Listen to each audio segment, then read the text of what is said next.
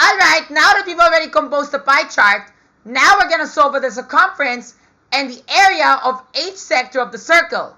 Are you ready? Let's go! First, let's start off with the circumference. Do you still remember what is the formula for solve for circumference of any circle? To solve for the circumference of any circle, the formula is always, what is the formula?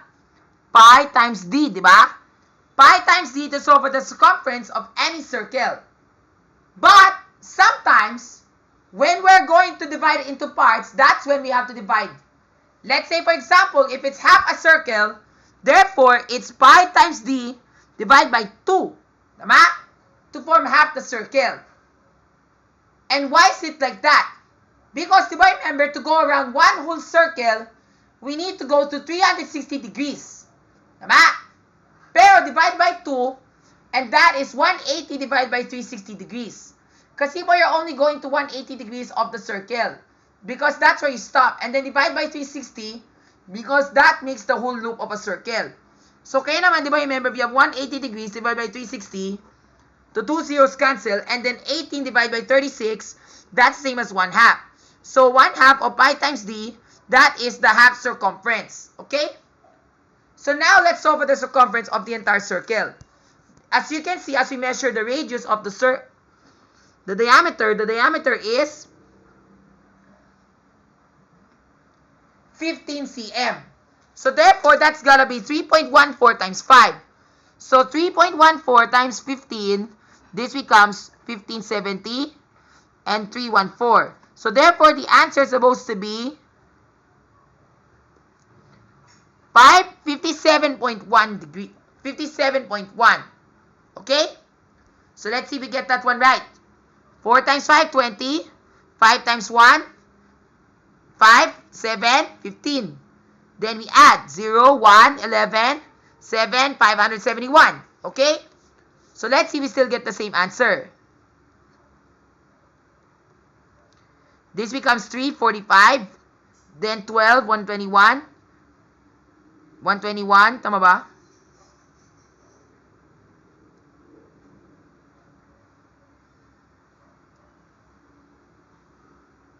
Huh.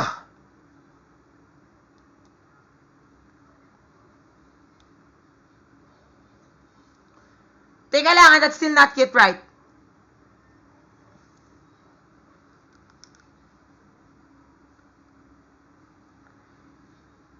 Yeah, kasi po, di ba, remember, that's divided by 315, so that's supposed to be 3.14. So, therefore, 57 divided by 15, that's 3. 3 times 15 to give me 45. 7 minus 5 equals 2.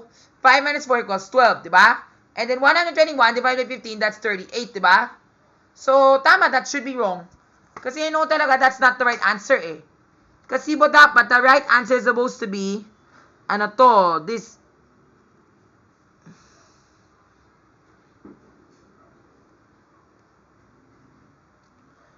Teka lang, 3.14 times 5, that's 1570, di ba? And then, 314. Tama? Then, we add 1, 0. There's 1.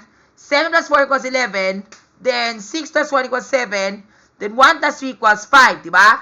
So, therefore, when we divide, 3 times 15, that is 45, di ba? And that becomes 12, di ba? And then, 121 divided by 15, that's 8. So, 8 times 15, that's 120. That's 38.2. Teka lang, I have to check my calculator muna.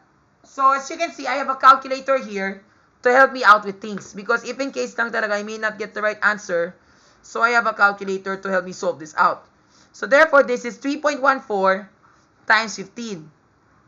Tama, that's the right answer. 47.1 pala. Not 58. So, I just must have misadd. Sorry pala, guys. Okay, let's try it again.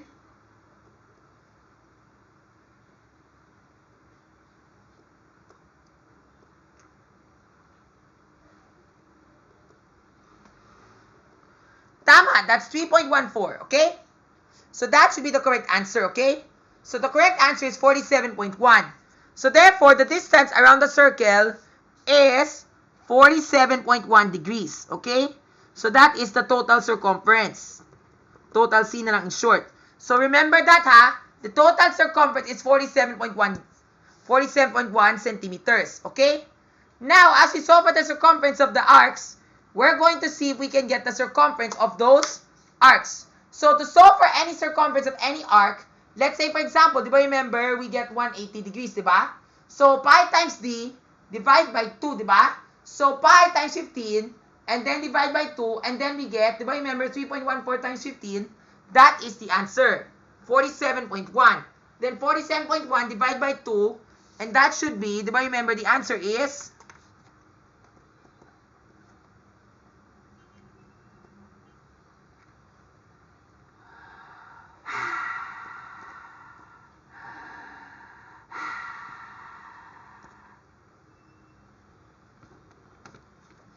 23.55 degrees.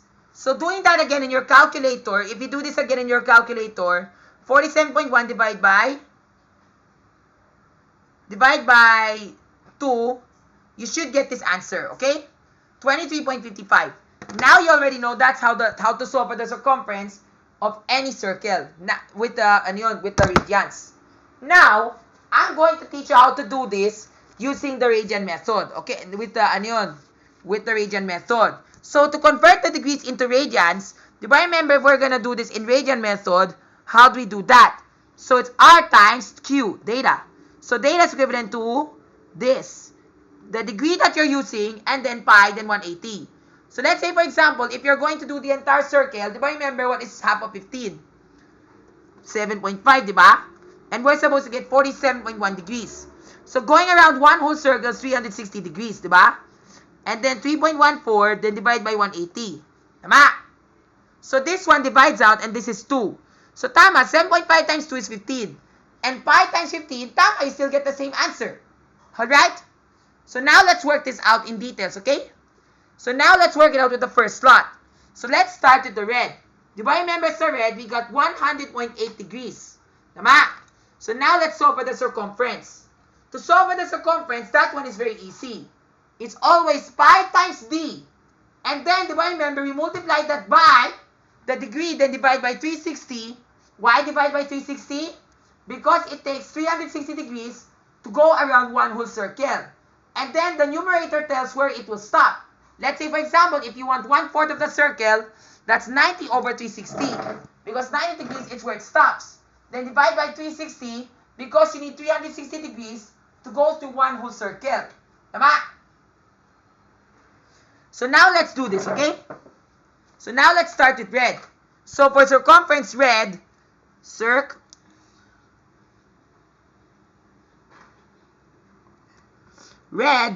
do I remember we have 3.14 times 15, then times 100.8. Diba? Now, if we're going to convert this into fractions, this will be much more easier. So this becomes 314 over 100, then this becomes 15 over 1, then this becomes 108 over 10. Tama? Now, we get to convert all the mixed numbers into improper fractions. So this becomes 314 over 100, this becomes 15 over 1 still, and then this becomes 10 times 100, that is 1,000. 1,008 over 10. Diba? Now, let's simplify the numbers. Of course, 15 and 10, this is 2 and this is 3. Diba? Then, 100 and 314, this becomes 1. And this becomes 127. Diba? 157 pala. And then, this one, this becomes, divide by 2, and this becomes 50. And then, this becomes 1,008 divided by 2, 504. Tama? So, now you have 157 times 504 divided by 50. So, I think let's do this in calculator. So, if I were to do this, 28, this becomes 4 times 5, 22. 6, 0, 0, 0, 7, 5, 28, and then that becomes 7. Then we add, this becomes 14, diba?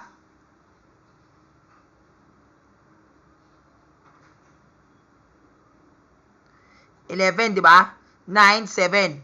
Then how many does, then divide by 50, di ba? 150.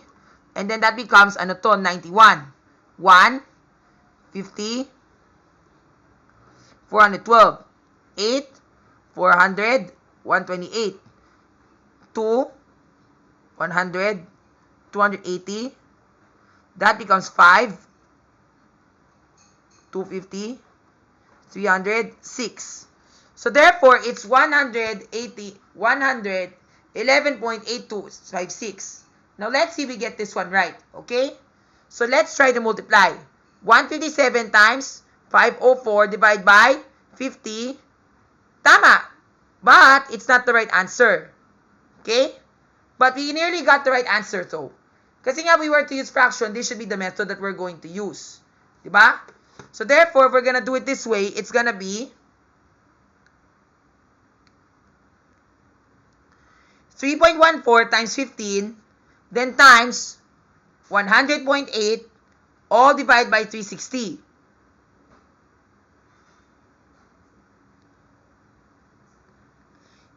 That's a different answer pala. So therefore, this should be the right answer. 13.188, okay? So therefore, that is the circumference of the first circle. Okay? So let's put that in store. Red equals 13.188, okay? Now let's work on the color blue. So do I remember for the blue, we have 72 degrees, okay? So what is the formula? So therefore, the formula will go like this, okay? Blue becomes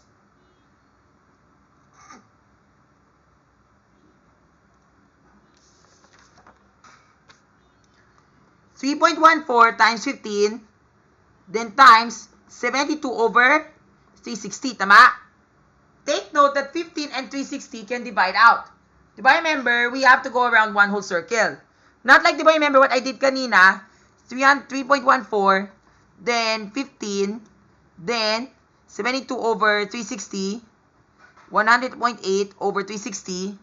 Kaya pala, that's why you got it wrong. The 15 and 360 will cancel out. So therefore, 360 divided by 15, therefore that's gonna be 2, 30, 60, 24. Tama? So therefore, that becomes 24, diba?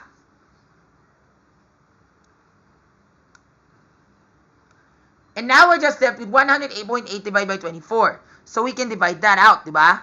So that becomes, this is 496, and this becomes 48, diba? So 4.2.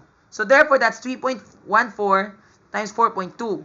And when we multiply that together, this becomes, diba remember this 628, and this is 1256, diba?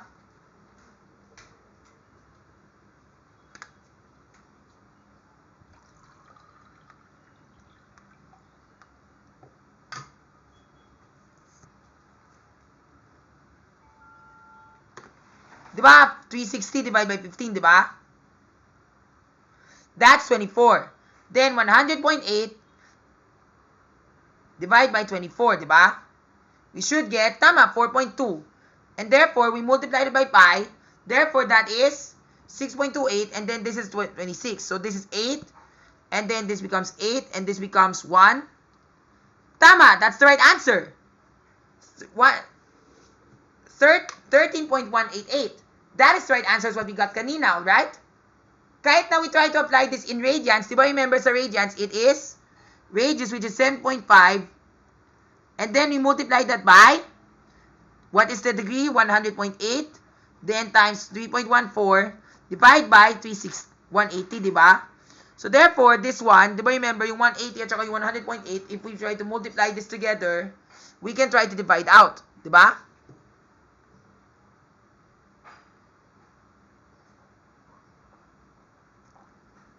But because there's so many decimals, I think it will be harder for you to do that formula. So I think the direct formula is better. Or if I were to try this in this formula, we will see if we still get the right answer. So 7.5 times 100.8 times 3.14 divide by 180. We got this. Okay? Now let's try with the blue naman. So diba remember, this is the one I'm trying to tell you. 15 and 360 can divide out. That becomes 24. And 72 times 20 divided by 24 is 3. So that's pretty easy. times 3, that becomes 9.28. So now let's see if we got that right. 3.14 times 72 divided by 360 times 15. Tama. 9.42. It's not 9.28. 9.42. So now remember that blue is 9.42 degrees. Alright, now we were to apply the radian formula. Diba, remember this becomes 7.5, diba? Radian, and then this becomes, what is this? 72, diba? And then 180, and then this becomes 3.14. This one can divide out. Diba, remember 72 can divide out into 4 times, diba? So 180, that's already 10. So that becomes 4, and this becomes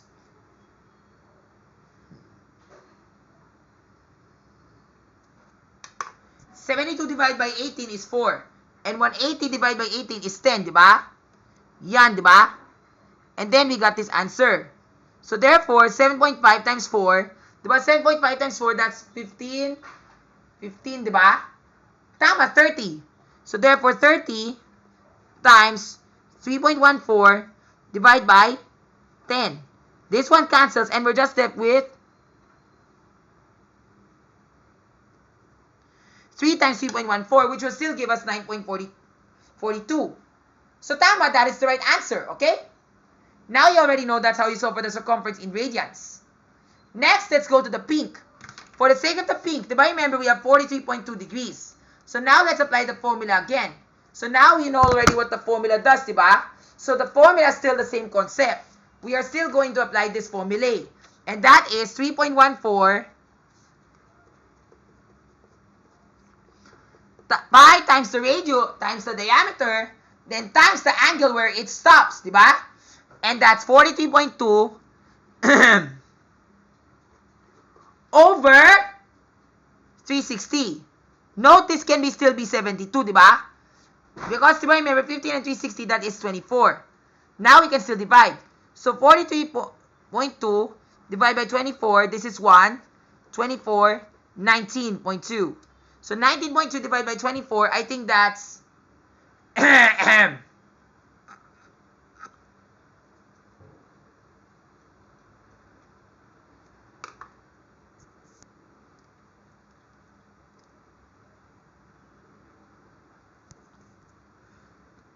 okay.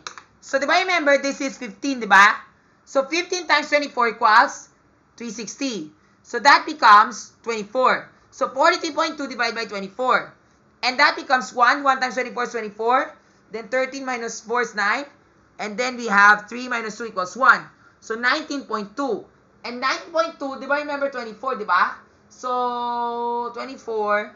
Then 120. 144, 168. So 8. So therefore that is 1.8, diba? So now we have 3.14 times 1.8, diba?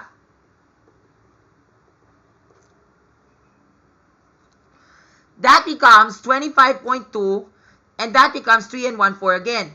So 2, 5, 6, 5. 56 point, or 5.652. Okay? So for the pink, that's 5.652. Alright? Now let's check with radians to see if it holds true.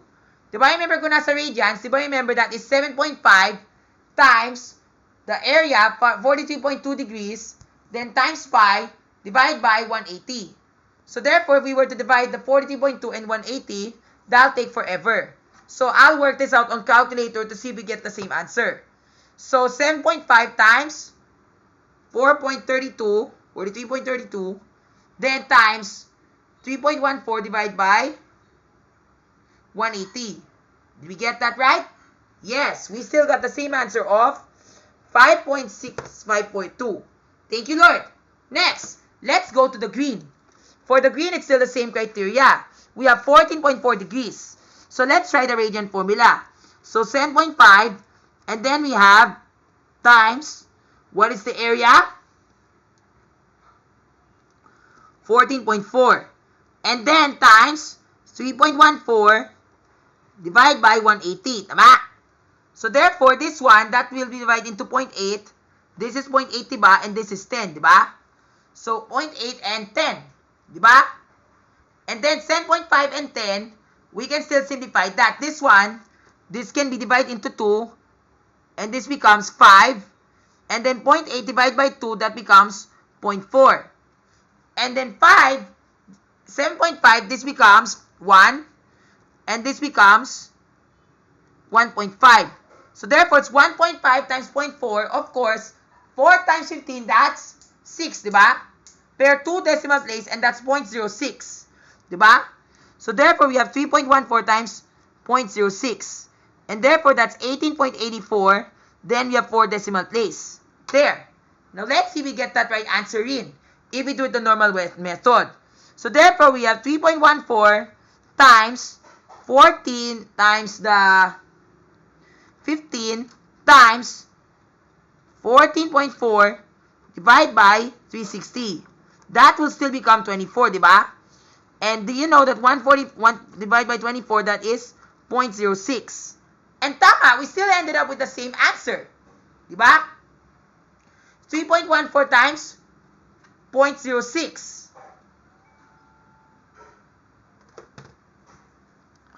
It's just that I got the decimal wrong. So I'm very sorry for that. Because I know talaga that's supposed to be 1 decimal point, diba? So let's see if we got that one right. So 3.14 times 15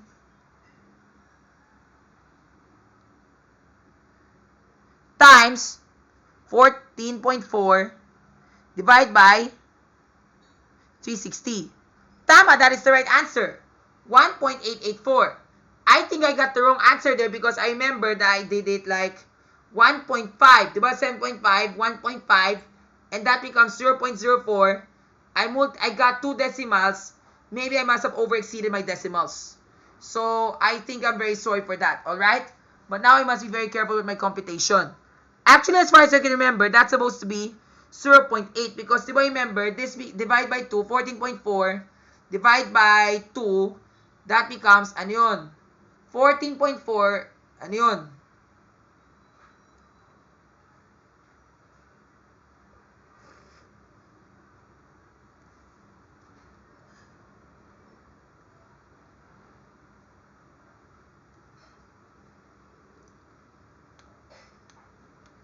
Ay, divide by 18.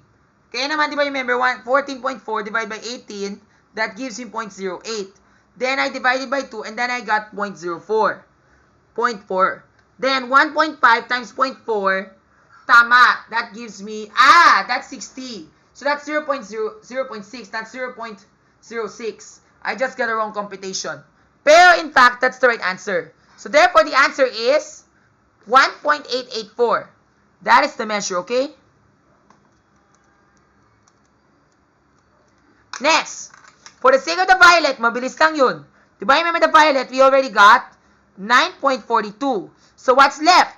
Left is the yellow. Now, all we can do na lang para shortcut, para we don't need to compute, we can just add everything what we have. And then we subtract that from 47.1. So, now let's add. So, now we have 13.188 plus 9.42 plus 9.42 again plus 5.652 plus 1.884. We should get this answer for the last one, which is the ano yun? The yellow. Diba? No, that's not it. Kasi nga we need to subtract that from the total. 47.1. So 47.1, so the remnant is the 39. So this one is 47.1 minus 39.564. That one becomes 6. 9 minus 6 is 3. 10 minus 5. 5. 7. So therefore, that should be the remnant. 7 point, ano yun? 47.1 minus 39.564. That should be the right answer. 7.536. Now, we were to do yellow. Let's see if we still get the same answer in. Okay? So, let's get our yellow ball pen and apply the same formula. So, remember, it's 57.6. So, therefore, let's try the radian method. So, therefore, that's 7.5 times, what is the degree of the measure? 57.6 times 3.14 divided by 180. Of course, that might be hard if we were to do radians. Kaya mas mabilis talaga if we were to do this in pi, the normal method. Okay? Although that's 7.5 and 180, divide 3 times. Divide 15. Diba, remember, 7.5 divided by 15, that is, what is 7.5 divided by 15? That is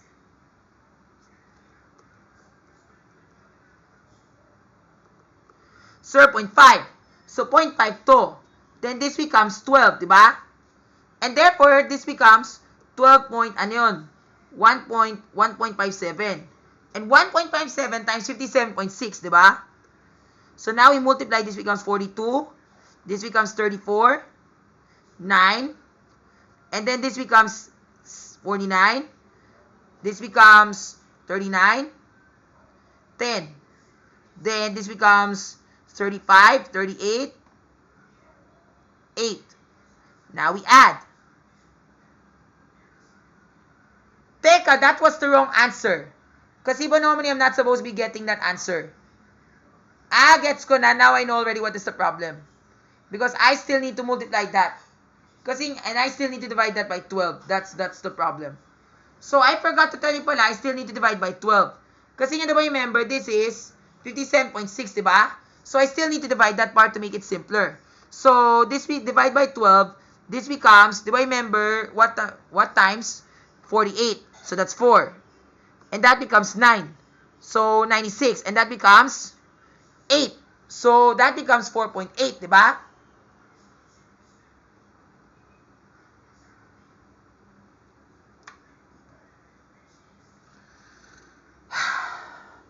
$4.8. So the 12 goes away, and now we have 4.8. So now we have 0.5 times 4.8, and that is 2.4. Diba? 2.4, diba? Because, diba, remember, 4.8 times 0.05, diba, remember, this becomes 40. 5 times 4, that becomes 20, and that becomes 240. Then add another 0, and then 2 decimal place. So therefore, that's 24, diba? Half of 4.8 is 24. 2.4. Alright?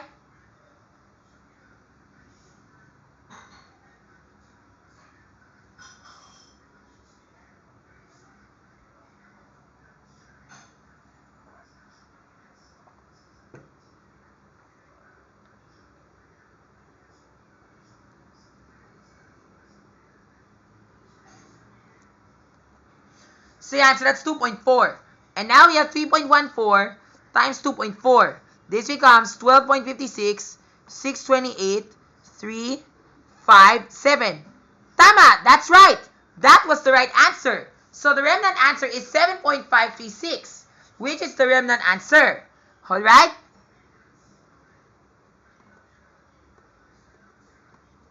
And there we have it. Now we've already solved for the circumference of all the circles, of all the radius, okay? All the curved parts. Now, if we were to solve for the circumference of the sector, we need to add that everything by 15. So therefore, here that becomes 25.88. Here that becomes 24.42. Here that becomes 20.652. Here that becomes 16.884. And the last one will become 22.536. And that's it. And why do we need to add by the 2 radians? Because 15, 7.5 plus 7.5 is 15. Alright? And there you have it. Now we were able to solve for the circumference of all the sectors of the circle.